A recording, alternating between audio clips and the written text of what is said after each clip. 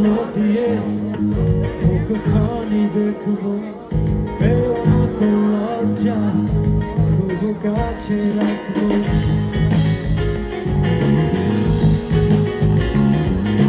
চাঁদেরও আলো দিয়ে মুখখানি দেখবো, পেও না কোন লজ্জা, খুব কাছে রাখবো।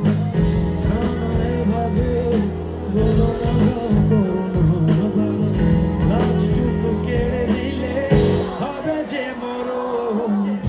শেষ করে দিয়ে আজ সব নীরবতা, বলে তো দিয়েছি আমি হৃদয়ের কথা।